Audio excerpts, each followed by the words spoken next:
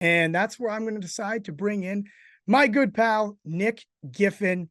He likes to talk to me about, these luck rankings things. And we talk about them ourselves earlier in the week. We get a little dosage of it. If you don't know, luck rankings, Nick's a smart guy. Takes the calculator out, the abacus, whatever it is, and he analyzes the difference between what was expected to happen due to models and numbers and things that, like I said, can't wrap my head around, and what actually happened. You find the difference in those things, and you spit out a situation where lucky teams are often overvalued and unlucky teams are often undervalued. Makes sense. Let's get Nick Giffen to talk more about it. Nick, I got to start off. I just have to ask you, the Bills Eagles. I mean, I was on the Bills plus 3.5. I got the hook because I'm a smart guy. That's the thing. I've learned a couple things on this show. I thought you said I was the smartest guy you knew, or something. Oh, that is true. But you taught me a few things. It's like osmosis. Tell me that game. The Eagles, the luckiest team in the world. The Bills, the most unlucky team in the world. What do we make of those two teams just as we look forward here? Yeah, it was a really interesting game. The Bills, they lost by 3, but our expected score had them winning by 3. So they're one of the 3 most unlucky teams of the week. And because they came into the week as one of the bottom 3 teams and then add in more bad luck, they are now the unluckiest team in the NFL per our Action Network luck rankings. Meanwhile, Philadelphia, they have closed. They were second coming into to week 12 and leaving week 12, going into week 13. They're still second, but they closed the gap to Pittsburgh. They're now only 1.6 luck percentage behind Pittsburgh. They're in-state companions there for the number 1 spot in the luck rankings. That's the closest anybody has been to Pittsburgh since week 5, when it was also Philadelphia back then. So, the lucky have stayed lucky and the unlucky have stayed unlucky. Certainly, that Bills-Eagles game. The Eagles did not have any control over James Cook dropping a touchdown. Did not have any control over the back-to-back false starts that took him out of field goal range. Did not have any control over at least the second missed field goal by Tyler Bass there. So just a lot of fortunate things that win the Eagles' favor, that the game never would have gone to overtime in the first place had those things gone Buffalo's way. Yeah, Buffalo won the coin toss too. I said to you, I joked with you. Does that count in the luck rankings, winning the coin toss? Come on, they had a chance, right? Yeah, Buffalo had a chance to win. They certainly, and to the Eagles' credit, when they have the luck presented to them, they've been able to make the most of it. But again, even things like Marquez Valdes-Scantling catches that touchdown pass against them the week prior in week 11. The Eagles are staring at back-to-back losses potentially if their opponents didn't have bricks for hands. Well, Nick, so the Keystone State, that's where all the luck is. Maybe I got to go there and play the lottery or something. I wonder if there's anyone that shows up and just sees, is Pittsburgh still the luckiest team? Okay, yeah, thanks. That's enough happy hour for me today. It seems like what it's been like every single week. These two teams are, they have some big games this weekend. Is this luck going to continue? What do we make of these two teams in the Keystone State? Yeah, it's interesting. We have a little bit of a trend here where in week 13 or later, games with at least a 30% luck gap, the unlucky team in those matchups is 25-7-2 against the spread. That's 76.5% against the spread. And if those teams are also, the unlucky teams are also on the road, then they're 13-1-1 against the spread. So only 1 loss against the spread and 1 push, 90% against the spread. And it turns out both Philadelphia and Pittsburgh are the lucky teams. So we're going to be maybe backing the unlucky opponents because it fits the trend here. So that would be Arizona on the road versus Pittsburgh. That game has a luck gap of 32.3%. So that's above that 30% number that we talked about. And San Francisco on the road at Philadelphia, of course, in that marquee matchup here between two of the strongest teams in the NFL, luck gap of 31.6% in that one. Personally, I haven't taken a position yet on either game. These trends are against the closing spread, so there's still some time to shake out, see where line movement happens, etc. But the trends strongly suggest some Pennsylvania, some Keystone State, like you said, regression.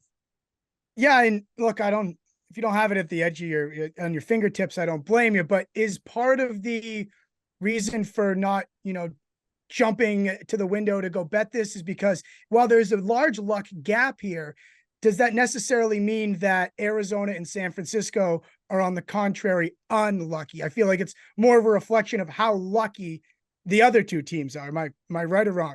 You're actually, Tim, you're actually right. So congratulations to you there. I know Arizona and San Francisco are kind of in the middle of our luck rankings. Arizona coming in literally right at mid pack, and I think San Francisco is right on 18th or 19th. So it's more of a reflection of the luck of those Pennsylvania teams rather than the bad luck of these other teams. We have a team like San Francisco that's as good as they are, and they're sitting mid pack in the luck rankings. So the record is where it should be, but the 10-1 Eagles should not be 10-1. Yeah, look at me. I got my finger on the pulse of the NFL. How about we stray away from the sides here and we look at totals? There's also luck totals, Nick. It's basically the same thing, right? We just apply it to over-unders here, and how many points are these teams scoring? Were they lucky to get a blowout that wasn't necessarily indicative of the actual final score? Where are we looking at here for some possible luck totals?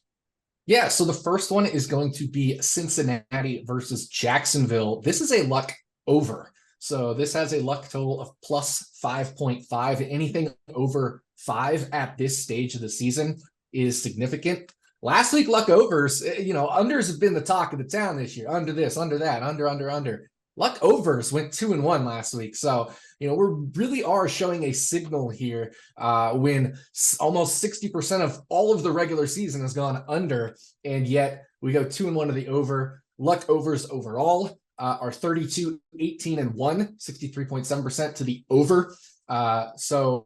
It's definitely a real signal we're showing here. And even one of the overs last week was a primetime over in that Seahawks 49ers game. It cleared the over by, I think, half a point. So, if you got the 43.5 there, they had 44 total points. So a rare primetime over. But this game in particular, Cincinnati versus Jacksonville, has moved down from 40 on Sunday night to as low as 37.5 at some places. And then it kind of got a little resistance back up to 38, mostly across the board. But still, most of the money is on the under. So do you think this could dip back down to that 37.5 range? And if it does, I'll probably be looking to buy the dip around there. Both of these teams last week were involved in games with final scores that were lower than the expected score, right? So a little bit of bad luck in terms of the total department. So we'd expect some recency bias. People thinking, man, these teams can't score. Teams can't score against them. Low scoring game. That's probably why all the money's coming in on the under here. So like I said, buy the dip, because these teams should have scored more when we replay those games a whole bunch of times. So not only for the season, but recent bias going to the under here. So that's why this is a luck over.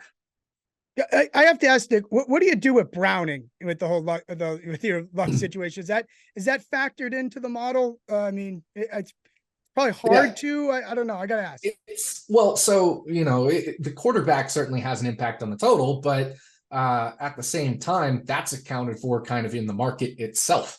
It's all the other intangible factors that aren't being accounted for, all the non-quarterback pieces as well that have an impact, right? Defensive play, weird bounces, a defensive touchdown, all sorts of, a missed field goal here or there. Those things have nothing to do with Browning, or very little to do with Browning. So a lot more of this comes in simply because of just how these teams are. And I mean, heck, one of these teams has nothing to do with Browning because, their quarterback, Trevor Lawrence, has been in all season.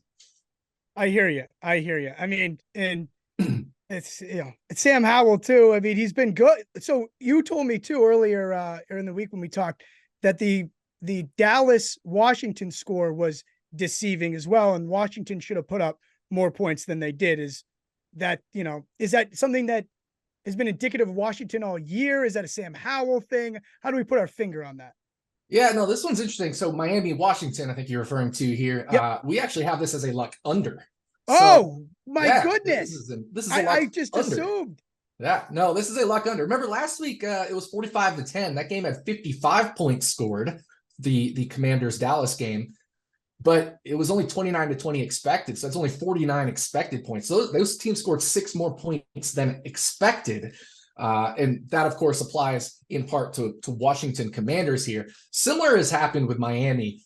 They've put up way more points than expected, even for a team with the explosive capabilities of Miami, which is what we do take into account. They've still come in above expectation. Nobody expects to score 70 points in a game, for example. Even then, we had them somewhere in the 50s in that game, which is one of the highest we've had ever in terms of an expected points in a single game.